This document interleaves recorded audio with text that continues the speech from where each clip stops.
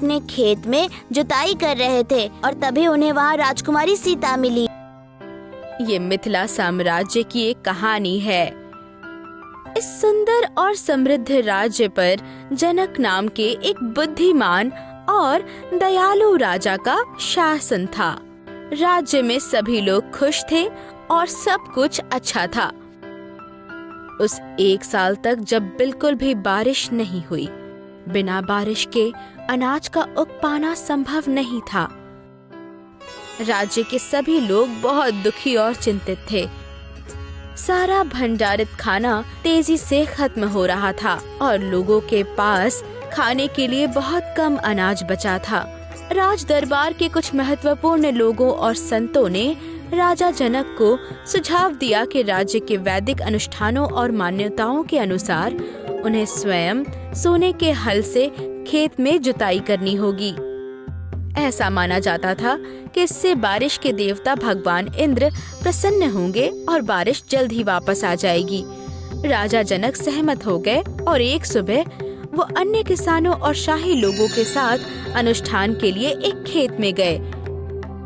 इस खेत में बहुत सी खाड़ियाँ थी।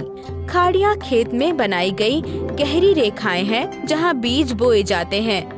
जब राजा जनक खेत में हल चला रहे थे, तभी उनका हल जमीन में छुपी किसी कठोर चीज से टकराया। उन्होंने हल चलाना बंद कर दिया और अपने हाथों से मिट्टी खोदने लगे।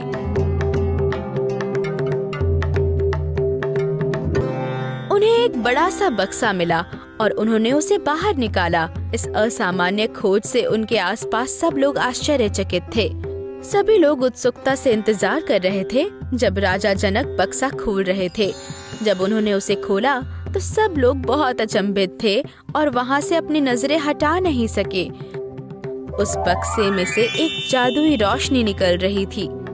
और तुम्हें पता है उस बक्से में क्या था? उसके अंदर एक नवजात बच्ची थी। सब लोग उस दिव्य बच्ची को देखकर बहुत खुश हुए। राजा जनक ने उस बच्ची को हाथ में उठाया और उसे प्यार से गले से लगा लिया। राजा जनक की तब कोई संतान नहीं थी, इसलिए वो बच्ची को पाकर बहुत खुश थे। उन्होंने घोषणा की कि वो इस बच्ची को गोद लेंगे और अपनी पहली संतान के रूप में उसका पालन पोषण करेंगे। उन्होंने इस दिव्य आशीर्वाद के लिए धरती माँ को भी धन्यवाद दिया। उन्होंने उस बच्ची का नाम सीता रखा। सीता का अर्थ है कुंड और उनका ये नाम इसलिए रखा गया क्योंकि वो कुंड में पाई गई थी। इसके तुरंत बाद भारी बारिश होने लगी और राज्य के सभी लोग एक बार फिर बहुत खुश हो गए।